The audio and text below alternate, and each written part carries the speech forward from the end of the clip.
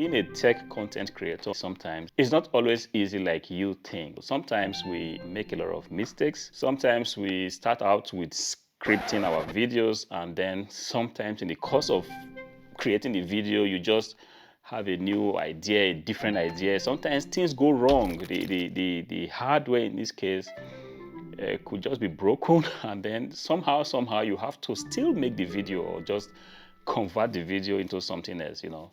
I felt like just taking a kind of unedited video just to talk to the camera, because it kind of happened to me, and it just got me thinking that yes, this is what it is. Sometimes you get it really super right. Sometimes you also make mistakes, but sometimes the viewer just think that we are perfect. A few days ago, I actually planned to make a video about this old laptop, a Toshiba laptop. I didn't really plan to make a teardown video. I wanted to actually clean this laptop, like change the timer paste, upgrade the RAM, and possibly just do a little bit benchmarking, test it, how it performs in terms of some old games.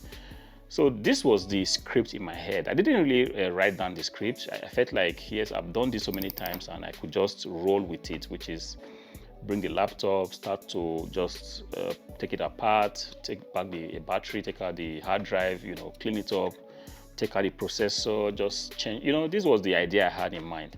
For one reason or the other, yes, it started well. Opened the laptop, took a look at the accessories, the connections, the USB port, the VGA, and all whatnot. Then the video was developing, all still in my head.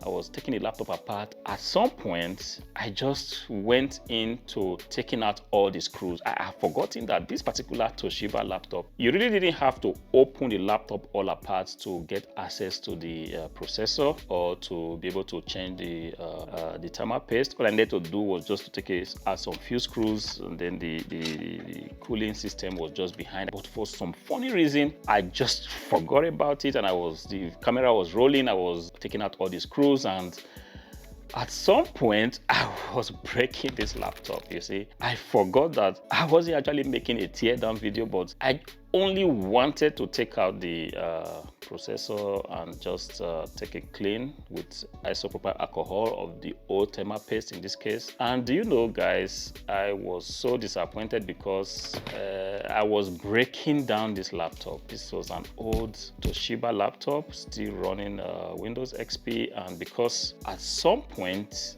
I had broken the laptop, because hey, it's a teardown video anyway. I didn't want to take pain to keep all the screws, and I already broke the laptop before I remember that, hey, what are you doing? This is not a teardown video. This is something that you should keep. It's a retro laptop. But it was just too late, and yeah, I needed to finish what I started, so I went all out and just made a teardown video.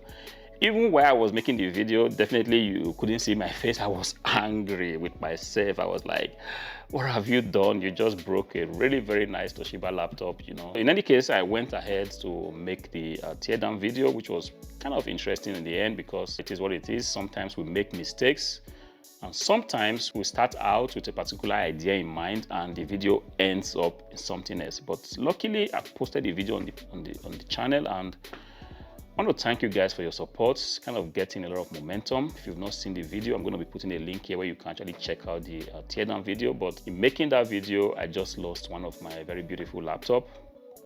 Yes, beautiful thing is that I can still get a similar laptop, but this laptop was pretty much decent, had a lot of connections. If I remember correctly, it had a VGA port, it had the possibility for SD card, pretty much a premium laptop in its time. But then it is what it is. I made a teardown video of it, and hopefully the next video, I'm going to make sure that I do not forget what I had actually set out to do. So this is just on the lighter side. Thank you all for your support. It's been a long road for us, and hopefully very soon we should be hitting our target in terms of monetization. Pretty much excited about it, because sometimes it gives you a sense of motivation to see that your content is being accepted by a lot of people out there all over the world. And sometimes the kind of feedback we get, I tend to interact with you guys, It's a very beautiful feeling, and it kind of encourages me, even though I have got limited time to really do this. You know, I kind of appreciate the YouTubers that have